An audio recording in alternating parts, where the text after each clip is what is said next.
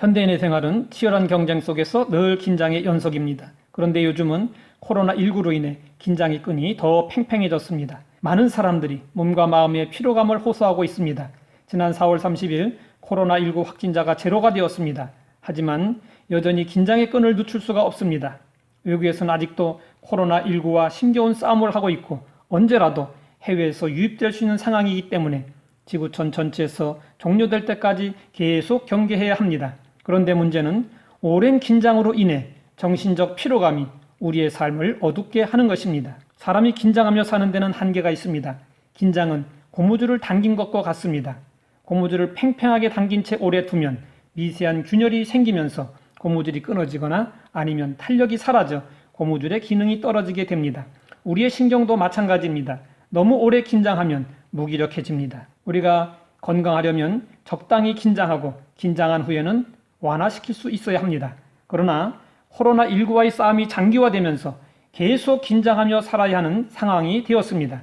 문제는 긴장으로 인한 피로감과 스트레스입니다. 지금 너나 없이 지쳐 있습니다. 잠을 자고 일어나도 몸이 개운하지 않고 탄력을 잃은 고무줄처럼 몸에 활기가 없습니다. 이것이 스트레스의 부정적인 측면입니다. 그런데 스트레스의 긍정적 측면도 있습니다. 그것은 나의 연약함과 한계를 깨닫고 전능자를 향하여 눈을 돌리는 것입니다. 오늘날의 힘들고 어려운 상황은 우리에게 때를 가르쳐 줍니다. 범사의 때가 있습니다. 지금은 하나님을 만날 만한 때요, 은혜 받을 만한 때입니다. 하나님은 피곤한 자에게는 능력을 주시며 무능한 자에게는 힘을 더하여 주십니다. 그러면 어떻게 해야 능력과 힘을 얻을 수 있을까요? 하나님을 앙망해야 합니다. 우리는 당장 눈앞의 일로 일희일비하며 삽니다. 하지만 우리가 앙망하는 하나님은 영원한 계획을 가지고 행하십니다. 영원전에 우리를 선택하셨고 우리에게 영원한 생명을 주셨습니다. 우리의 영원한 처소를 예비하시고 그 길을 능히 걸어갈 수 있도록 도와주십니다.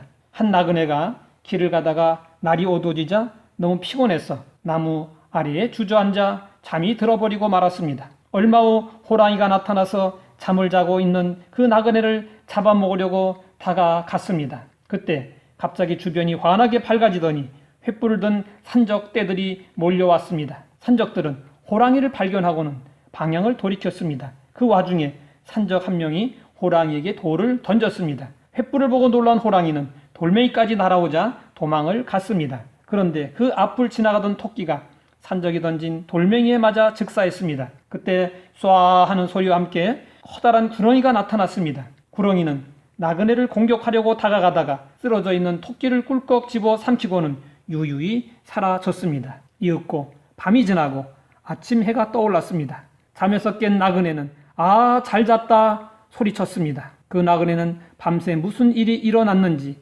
아무것도 몰랐습니다. 알면 기절초풍할 일이었지만 아무것도 모른 채 자기 길을 계속 걸어갔습니다. 이것이 우리 성도들이 세상을 살아가는 비결입니다. 큰 역사는 내가 자고 있는 동안에 하나님께서 이루어 주십니다. 큰 일은 내가 노력하고 발버둥 친다고 해서 되는 것이 아닙니다. 하나님께서 주권적으로 친히 역사해 주셔야 합니다. 내 힘과 능력만으로 걸어가면 얼마 못 가서 지치고 피곤해집니다. 그러나 하나님께서 함께 하시면 걸어가도 뛰어가도 피곤하지 않습니다. 지금 우리에게 필요한 것은 여호와 하나님을 앙망하는 믿음입니다.